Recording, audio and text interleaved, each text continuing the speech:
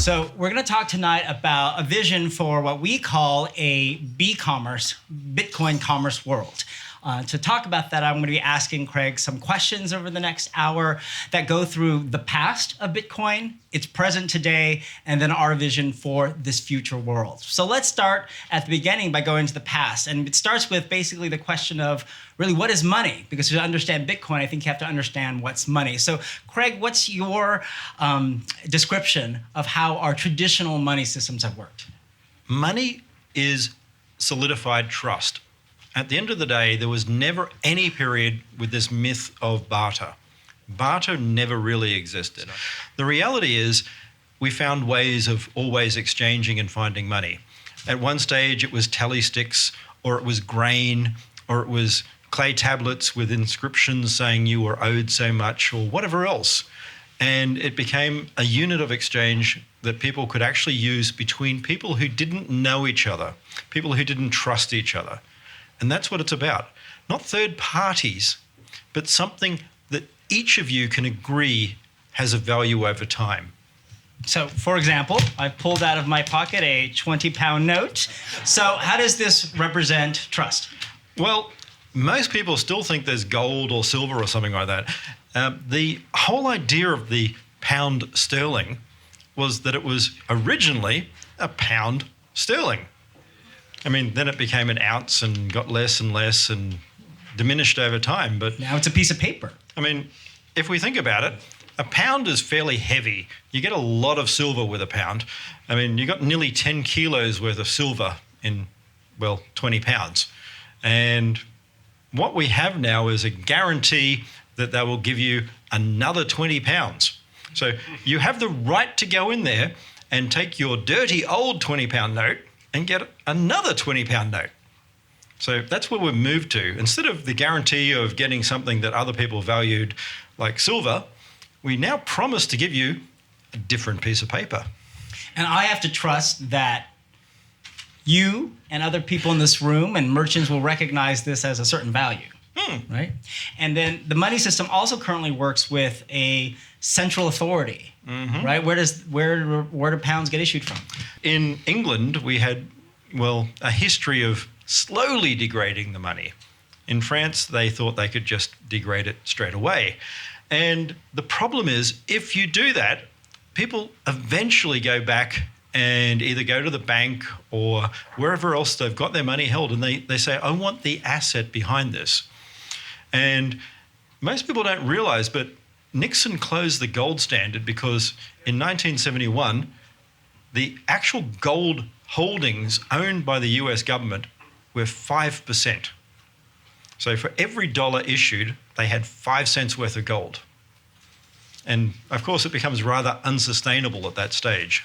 So our traditional money system depends on some central bank or authority to issue the currency, and of course can deflate or inflate it based upon volume. Which is trust. Right, which is trust. And it also depends on intermediaries, things like banks and payment processors, to record and move money and value along, right? So one of the key aspects of what is money is it's a unit of account. It's probably the most important one. As a unit of account, you have a ledger that effectively says how much you can spend at a distant time. Not how much value you have necessarily, but how much of a future at the time you want to spend it, percentage of the world's economic view you can take. So now let's go to Bitcoin. How would you describe how the concept of Bitcoin changes what the traditional money system is? The difference with Bitcoin, instead of having a central authority or a government or anyone else, you have competition managing the system. Now, the problem and why everything else has failed in the past isn't everything that you keep hearing. It is because any individual is always going to be corrupted. Any single government, any single authority, any single bank. If you can add a little bit now, a little bit again on top of that, a little bit on top of that, you will. That's what happens. With Bitcoin, you can't cheat. Not because it's impossible to change the rules, but because if you change the rules, you have to get everyone else to change the rules. And to get them to change the rules, you have to let them know that it's so that, well, I'm in trouble. I need you to bail me out. And that starts being a problem because people realize that, why would I want to help you? It makes me less profitable. So the whole nature of competitiveness actually works, instead of working against things, it means that those central sort of people mining that then are dispersed are no longer central. They're actually competing with each other, whether you want to say to screw each other, to undercut each other, to whatever else, to basically get as much money as they can and much profit. And to do that, it means they have to actually make an honest system. Because if they cheat, they lose. So the interesting thing is, you actually force and incentivize people to make money that they can't cheat on. And so it can't be done because, unlike traditional forms of currency, there's no central bank or authority that issues it. The ledger is kept on what we call the blockchain, kept by mining nodes that operate the ledger system, the blockchain. They sustain the network by mining to solve for blocks, and they keep track of all the transactions. And so with Bitcoin, you have this network of thousands of mining nodes around the world running, ant miners and computer servers to maintain the network. And as you were saying, it's hard. You can't cheat in the Bitcoin world about the value of the currency because it requires the agreement, the consensus of all these different mining nodes, right, to confirm a transaction or confirm the value of it. And so that's part of the security of the system. Exactly. What it really comes down to is any one miner can be trusted, because the only way to change the system is to gain a consensus of many miners. You have to have greater than 50%. And even then, people will notice it. Not you need to run it at home, but you need to trust that the competitive process, that businesses actually want to make a profit. Not whether you like it or not, the fact that businesses will try and make a profit. And they will undercut each other to make more. So let's talk about the original vision for Bitcoin, birthed in a white paper, the Satoshi Nakamoto white paper. Have you read it? I don't know. A few times. I think you've read it a few times. I've read this thing about cash or something. So the title of the paper is very important in expressing its vision. It's Bitcoin, a peer-to-peer electronic cash system. What's so important about the phrase electronic cash? All right. The first thing is, it's this magical sort of thing that you can transfer down phone lines. You can know that there's never going to be more than a certain amount of Bitcoin. 21 million? Just under. Just under, yeah. A few. And you also know that you can send it anywhere on Earth quickly, whether that's SMS, whether it's web pages, whether it's direct to a node. And needs to be cheap. And it needs to be cheap. Right. I mean, otherwise people wouldn't use it as cash. I spent a little bit of time in the past in Germany, and we went back last year with my wife and family, and we went to visit this street that used to have every single shop taking Bitcoin. Back in 2014, every shop in this street in Berlin would accept Bitcoin. When we went there last year, or just over a year ago, one shop still took Bitcoin, and they didn't advertise it. And everyone sits there going, Bitcoin, well, only for big purchases. Well, these were restaurants, and they were cafes, and they were clothes shops. And the reality is, if you're going to pay $20 to $40 for a transaction, you're not going to buy at a restaurant, you're not going to buy at a clothes shop, you're not going to buy at a cafe. And like it or not, all of those disappeared. They stopped accepting it. And if we don't have merchants accepting Bitcoin, we don't have money. And if we don't have it as money, it becomes a speculative gambling asset. So you talk a lot, and I spent a lot of time talking with you about this, about why the economics of Bitcoin are really important, the economics of the whole system. You want to describe for our audience what the economics of the system are and why it's so important to making it successful? Basically, what we have is a very integrated game theoretic system. It is not a Nash game. There is no equilibrium. It is a multiplayer game. And that's very important. There's no end to Bitcoin. There is never an equilibrium. And you don't ever want an equilibrium because money never ends. So we have a Stackelberg game. Now, most people look at Stackelberg as a leader type game in marketing or whatever else. But the reality is we have multiple leaders. And people come and go. And because of proof of work, they last and survive and grow and fail and are replaced. And that's good. It means over time we have a system that self-replenishes, that requires constant, sort of not just a little bit, but constant, unrelenting innovation. It survives because people are highly competitive. They will inch out that little bit more. You mean the miners? The miners, the merchants, everyone, not just the miners. The miners, but other people. I mean, if we look back at the past, the mining wasn't the only way that people made money in gold mines. It was the people selling shovels. It was the people selling hardware. It was all those other things that we like to forget about, like the brothels, the bars, everything that kept people, well, active when they're not mining. Yeah. So you also talk a lot about how you believe Bitcoin will provide people around the world financial sovereignty. What do you mean by that? What I mean by that is moving away from this idea of having your own full node, but having your own keys. Control of your keys is important. So that's one of the reasons we've been looking at techniques like thresholding that we're going to be releasing this year, that we've been working with other companies to build. Strangely enough, we don't want to own the whole ecosystem. We want other people to build our ideas. And we want to give them away so that people can build our ideas. And we want to make a competitive environment at every level. But if you own your keys, you own your Bitcoin. And I'm not going to bitch at Coinbase, but they don't let you own your keys. So we want something where you own and control what you have. Whereas, for example, if I have funds in a bank account right now, do I really fully control that? Well, if you have a bank account, you don't own that money at all. You own a debt obligation. The bank owns your money. That's what people don't realize. As soon as you deposit something in a bank, it's theirs. They can do whatever they want with it. Whatever the contract and the law says is the limits, and even then they go past them. Right. And you depend on all the intermediaries in our financial system to be able to access or move your money or pay for things, right? Credit cards, payment processors, the PayPals of the world. And even then, we look at things and we think it's quick. And people don't realize that Visa can be 60 days. You can actually have transactions reversed 60 days later. And that is a cost, 2 to 3% overhead.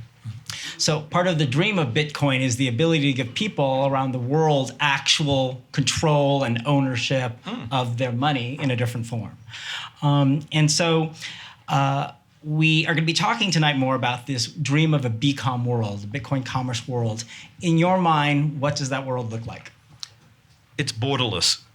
The biggest mistake anyone in the world came up with was nationalism, jingoism, countries, boundaries. The worst mistake anyone ever allowed themselves to make was putting a national border in place, that thinking governments could tell us who we can sell to, who we could buy from, where we could move, where we can trade. Once we have Bitcoin, when we have a digital world and we can buy and sell, I don't care whether someone works in Africa, in Sierra Leone, or works in the Seychelles, or works in Curacao, or works in Washington. I care about the quality of my goods and my services and what I'm being delivered. That's it.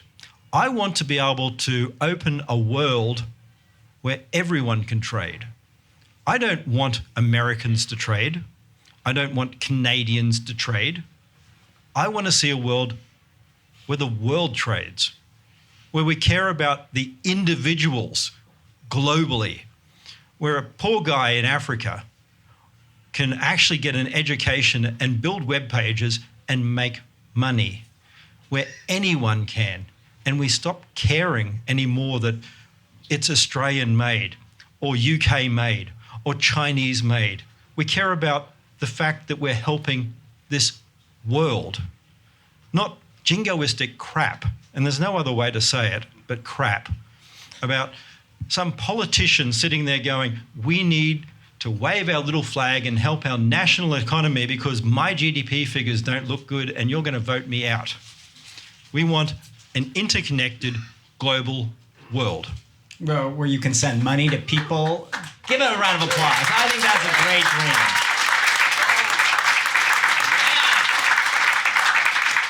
I'd call that a win. And it's a dream where you can send money to people and merchants without regard to what currency it is, right? Or exchanging currency, which eats up money, requires intermediaries, and you can send this money to someone in Sierra Leone from right here. I was trying Easily. to buy goods from some people, a manufacturer the other day in China, and it was a nightmare. The bank would not send more than $200 at a time. They made me go through a whole lot of KYC and whatever else things. They froze my credit card because they said I was dealing with Chinese people, so therefore it's probably fraud. Which case I contacted and went to the bank, and then the next day they did the same thing and closed my account again, saying that I was probably defrauded again. I said, it's the same account I went in there for yesterday. And they went, how do we know that? And I went in there yesterday. Same company, same expense, yada, yada, yada. And I ended up having to go through Western Union. It took 8 days to get the payment through. For a $200 payment, I paid $38 US. And yeah, the Chinese guys were finally happy, and I got some little test thingies that I wanted them to sort of make for me. And no wonder people stop doing this sort of stuff because it becomes so ridiculous. So let's clear up a misconception. A lot of people in Bitcoin worlds think that big banks, big businesses are afraid of or shouldn't want Bitcoin. Why is that wrong? Well, I don't think that's wrong. I think that's what they believe. It doesn't mean it should be. And even the banks shouldn't be feeling that way. Everyone has to change. This is capitalism. It's Schumpeterian. If you don't know what that means, it means disruptive. But banks, shouldn't be afraid. They shouldn't. And this is the thing. We have a world of change. We have a world of growth. And we have a world that is opening up everywhere. And banks aren't a depository. They're not something that holds your money in a vault and does nothing. Once, bankers were respected. My wife's father was a banker, and back then, they were respected. This is where we've come from. It used to be that bankers were one of the most respected people in society. We're not anymore, because it's not about how do we invest your money for you? How do we find loans? What do banks actually exist for? They're there to distribute capital. That's what we need to get back to. How do we help people get homes? How do we help people start businesses? And that's going to be a radically changed model. It's not going to be national. It's not going to be your local city. It's going to be global. And people need to start thinking, if they're a bank, how they're going to survive this model. And if they sit there going, I'm going to put my head in the sand, it will bypass me, they'll find that they don't exist.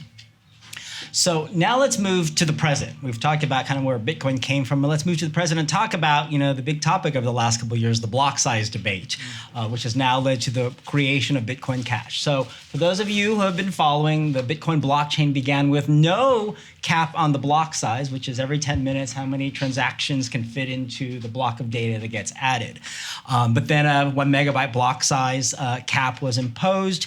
This has led to a civil war, essentially, debate in the Bitcoin community about how to make the network scale larger so that we could do more transactions and it could rival the Visa and global MasterCard payment systems. And so there's the small blockers who say we need to keep the cap small and then do solutions off the chain or on side chains to do the fast payment processing and settle periodically to the blockchain. And then there are the people on the big block side of the fence who believe that we should have massive on-chain scaling so that you can have enough speed and volume in the blockchain to allow transactions that at a speed that rivals Visa and MasterCard. Visa at its peak at 56,000 transactions. Okay, so we're clearly at nChain on the large, massive block on-chain scaling side of the world. Tell our audience why you believe that is key to the success of Bitcoin. At the end of the day, what matters is you're being able to spend your money quickly and easily. Not that you can personally go out there and say, I have a complete copy of every transaction on the world that ever happened. If you want to audit them, do it like auditors really do. Download a particular block and go through it and go, yes, this is right. And if you want to save it, you don't need to save it forever. This is the magic of things like hashes. Once you've validated a block, get rid of it. The hash won't change. You can discard it unless you happen to be a miner or a merchant that needs to check UTXO sets. If you're a home user, what the hell do you need to come back and go, well, I checked it last week, but has it changed? Maybe someone snuck a transaction in there and found a collision in a hash using some magic new algorithm that no one's ever heard of, and suddenly I've got to check again. Nope, hasn't changed. I better keep that because next week I'll do the same. So there are other constituents of the Bitcoin community who advocate for these off-chain and side-chain solutions to allow faster payments. Why do you think those are not the answer? Bitcoin is a distributed system. That doesn't mean that every person on Earth has to do everything. That's the error. What it means is many, many miners compete. So those miners, because they're not actually one entity and that there are many companies, many countries, many different groups all over the place, all trying to get a small piece of the pie, they validate. And miners don't make rash changes. We've seen that already. We saw that with even any of the blockchain sort of proposals, any of the other proposals over time. Miners are very conservative. If you think you can get miners to change, well, good luck. I mean, it's a very slow, painful, I'll keep saying painful a few more times, painful process. Yes. Yes. So last August, the debate in the community sort of reached a climax by the forking off of Bitcoin Cash, which you believe represents the true vision of Bitcoin. Why? It is Bitcoin. The difference is Bitcoin Cash, I mean, you can argue EDA and a couple of other minor changes that are there, but there are many changes that are in Bitcoin from the original version. But the fundamental protocol is Bitcoin Cash. There are lots of things that at the moment for the next hard fork that are being worked on to change that no one talks about. The integers within Bitcoin, when you originally had the version in 2009 and 10, no one talks about the fact that you could overflow those integers. They were unsigned. So in the early version of Bitcoin, when you did arithmetic and it overflowed, it was okay. It would still be there. No one cared. But fortunately for us, Core have saved us by making them signed integers and ruining all the mathematical functions that you can do and making smart scripts basically crap because you can't actually do anything. So all of that will be fixed and will go back so that people can do calculations that actually matter, so that we can actually have people invent things, have people do ICOs, have people do all this stuff that people argue is spam, paid transactions, like coffee, like ICOs, like Ethereum. All these things really that are competing alts exist only because they were forced away from Bitcoin. Because it got too slow and fees too high. No changes. Back in the day, Vitalik was actually looking at making Ethereum as a Bitcoin project. Back in 2013, Ethereum would have been Bitcoin, apart from the fact that it was going to be kiboshed from the beginning, so screw that and I'll make my own. We could have had all that value in one place. We could have been bigger. We could have had less volatility. We could have been used and marketed everywhere. We are now fragmenting, which is exactly what banks and Visa and American Express and everyone would love to see. If we fragment, lots of little things are easy to squash. Divide and conquer.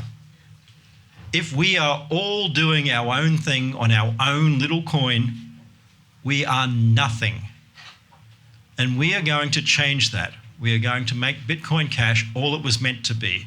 We are going to build an ecosystem, an infrastructure, and we're going to actually not care about pumping price or anything like that. We're going to get people using it day to day, having merchants exchange, having smart contracts, having everything that Ethereum thought that they could do but hasn't managed to do, and more. So you think that because of the issues, the legacy Bitcoin chain experience, it created an opening for altcoins to emerge. And now there's, I can't even count how many. There's probably a new coin that just got birthed while we were sitting here. The Phoenix coin, right? Jimmy coin. Yeah, the Jimmy coin. It's a win. But as you were just saying, you believe that all of the functionality these other altcoins claim they can provide, or different features, you think they're all doable on Bitcoin Cash, right? And more. Explain why. There are a lot of things that people don't realize you can do at the moment. I've been talking about some of the scripting and tokenization capabilities, the ability to actually do smart scripts that link to oracles, and all of this for a while. This year, all these things come out. And we're going to be totally mean and nasty, and we have patented them, and we're going to give them away to Bitcoin Cash. And I'm mean and nasty because we're giving them away to Bitcoin Cash, full stop. So if you're on other things, too bad. That's the wonders of intellectual property. You don't have to sell it necessarily for money. You can control what you want done with it. And that's not only alts, but we have solutions that will suit banks and suit accounts and do everything from, well, what we're doing with cryptocurrency to new ways of doing distributed hash tables have been patented. And all of that links to what we're doing in Bitcoin. And we're going to start releasing all of that.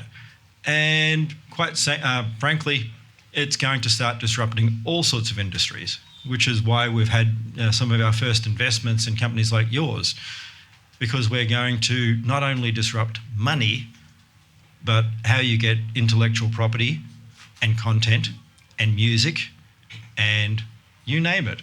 And all of that's going to be part of a blockchain. And all of it's going to be linked to money and linked to use and linked to access. And then you can actually start opening up all these things globally. Not because you have a border. I mean, as an Australian, it always used to annoy the you-know-what out of me, because we would get movies 6 months later sometimes. Well, I thought that was stupid. I mean, yes, they thought they could make more money by having different regions, but that changes when you can sell globally in a true sense. And that's what we're going to start doing. We want a global world. So if we, as a crypto community, start centralizing on Bitcoin Cash and the functionality that other coins claim can be done on Bitcoin Cash, it's your belief the value of Bitcoin Cash is just going to skyrocket. Exactly. And Jimmy says centralized, but it's not centralized. We're not going to take over development. We are not going to become a Facebook or a Google in the normal way. We're going to become something new. We could have bought up a whole lot of developers, which is the traditional way of doing these things. If you're Google or Facebook, You buy a whole lot of developers and you do it yourself. We're not going to. We're going to build a new economy in this world. We're going to do it in a new way. So, what Craig is saying, and it's important, I think, for us as voices of nChain to make this clear to the community and people watching this recording later, is that we at nChain Group do not intend and have no desire to be the be-all and end-all of Bitcoin Cash. We recognize that for it to be successful, we'll take the collaboration and efforts of groups, companies, and people all around the world. And what we're doing is using our resources and innovations to try and spur and help other people to create and develop the things that will be necessary. We'll be creating some of the things ourselves, but our mission really is to enable a spark that goes on across the world so there's a thriving community of groups that are contributing to Bitcoin Cash's success. And exactly, think about when you're an employee, when you're just an employee, not when you're empowered in a company, not when you get to develop something, but you're just another cog, like many employees are, whether you work at Waitrose, just swiping something or whatever else. When you don't get to create, we want to see a world where people create, where people can go out there and create, whether they're working for someone else or they do it themselves, not because we grab everyone and say they're working for us. We're growing slowly. I mean, we've got 60-something people now, and we're 70-something, yeah. 70-something. Every time I get this wrong because it goes up. And over time, we'll grow. But I don't ever envision that we're going to be Facebook and 50,000 people or Google. But what it means is we get to see many different companies evolve. We get to see startups start, develop, grow. And you want to know the really cool thing? It's better than saying, I'm chief of Google or whatever else. I get to say that idea that these guys are running with and saying is their own, that's mine. Or and we that's helped good. something. Right. Or I helped develop that. Or these guys were inspired. Or these guys, the best one is, I had an idea and it was shit, and these guys got it to work. That's right. Because you do have a lot of shit ideas once in a while, Craig. Do I? Yeah, but that's why at nChain we have launched an investment vehicle called nChain Reaction, because we're trying to spark a chain reaction around the world with our resources. And so we're investing in ventures that have products and applications that make Bitcoin Cash more usable easily as electronic cash on a global basis. Our first two investments are with yours.org, with Ryan Charles and Clemens Lay in San Francisco, a social network using Bitcoin Cash for micropayments, and just announced this week CentBee, a South African company, go CentBee, bzzz, that has one of the best, social functioning wallets that we've seen, and is building a new and we think revolutionary merchant payment ecosystem for Bitcoin Cash. And we're happy to support them, not just with money, but some of the innovation ideas that we've been working on. It's part of what we are trying to contribute as our place in the Bitcoin Cash world. What are some other things that at least you can tell us about that nChain's doing to support Bitcoin Cash? Because we have our patent lawyer in the audience, and she will stand up if you say things you shouldn't be saying. Luckily, I can't see her, so if she jumps up and down, I can see these lights at the front, and if she tries, she'll have to run up here and bitch slap me. But what are some things that we can talk about? The thresholding is actually a very good one. I mean, we've talked about that before, but that's going to change how keys are done. Threshold signatures. Threshold signatures, and beyond that, we actually take it where signatures don't exist. So we use a computational process where no one actually has a signature ever. You can actually, the private key doesn't really exist. It's a distributed process where you can actually sign a transaction without any party ever disclosing their part of a key or rebuilding a whole key. So no one can ever steal it. An example would be if Mt. Gox had a system like this, it would mean that you'd have to hack Mt. Gox and every single customer of Mt. Gox for it to be successful, which is probably unlikely. I mean, one thing to break into Mt. Gox, especially if it's internal, and it's another thing to do it allegedly. Never know. Well, it didn't say. It could have been. It may not have been. Anyway. What else? We're collaborating with different groups. Right? So we're collaborating with a lot of groups at the moment. We've just announced the Electrum Cash project, which is going to sort of increase private transactions, fungibility, and much more within Bitcoin. So what that will actually allow is people to start treating it as cash. I know a lot of people out there won't like this in certain areas, because when we're finished with it, with the addition of like blinded thresholds and a few other things, it will be truly fungible. There won't be any network chain analysis. There won't be linking things back to wallets. There won't be any of these services like our friends over in Russia are selling at the moment, where they give government who bought Bitcoin. I'm sorry, we're going to totally screw the pooch for you on that one, and basically ruin everything that you want to do to try and figure out the history of Bitcoin.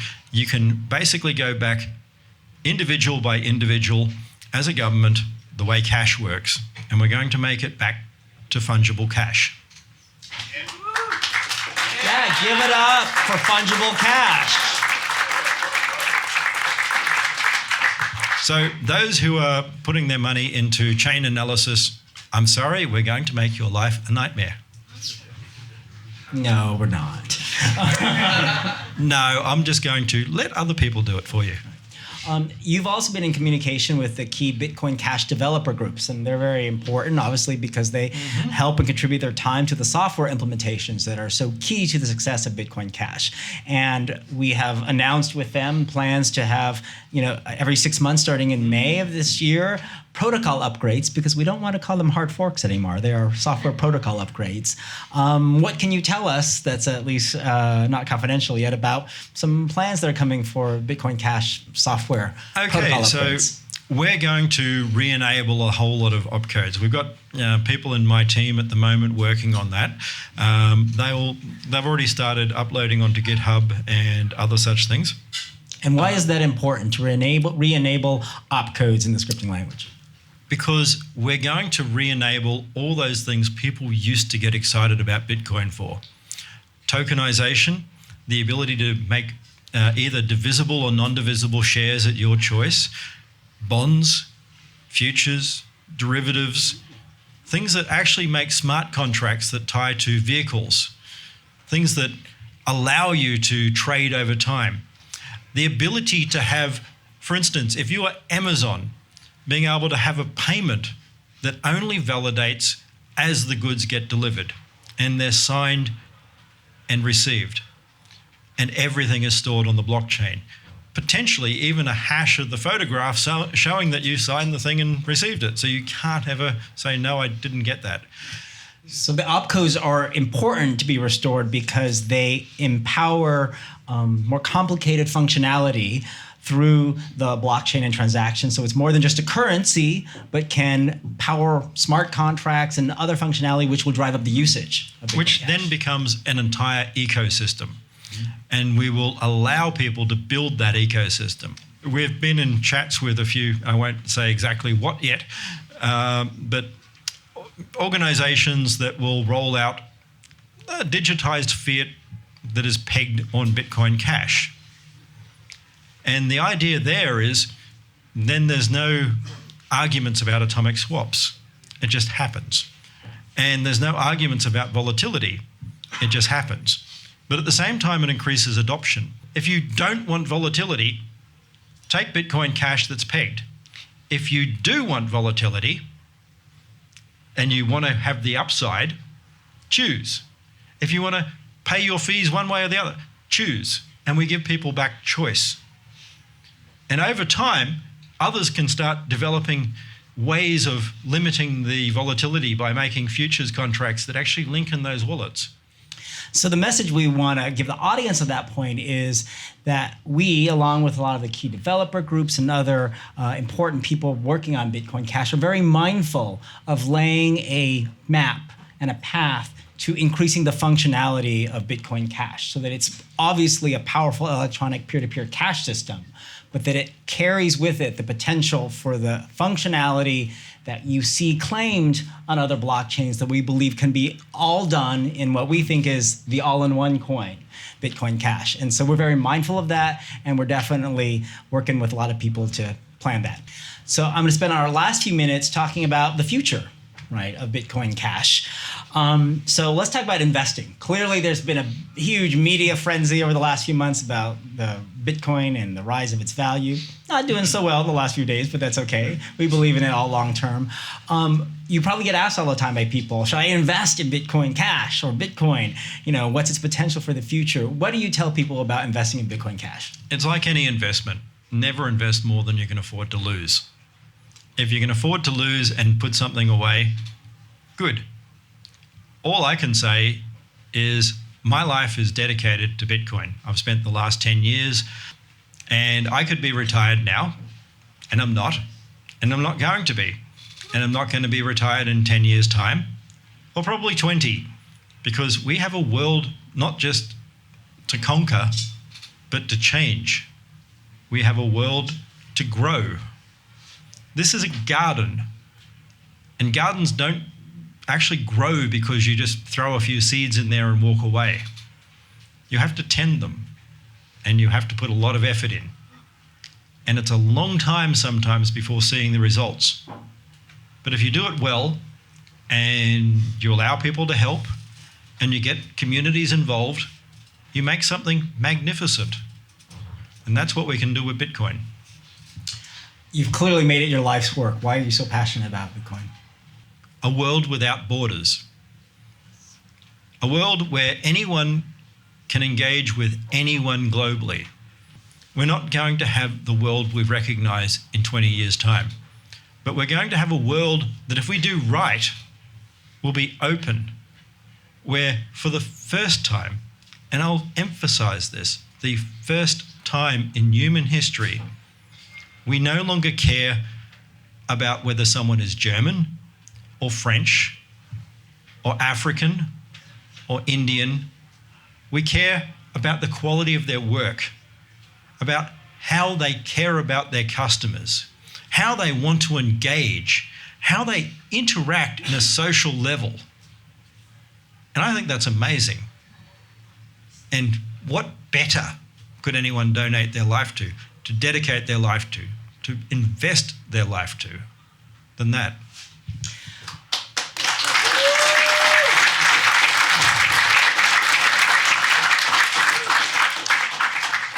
On that note, that is a powerful dream and a powerful vision for not just Bitcoin Cash, but for a world which I think will be not just be borderless, but better for people of all socioeconomic status and giving them sovereignty and control over their finance and their future. It's a world we dream of. It's a world we hope all of you dream of, and that anyone who you talk with or who sees this video dreams of along with us. We're dedicated at nChain Group to working towards that dream, and we ask all of you to join us. Thank you very much.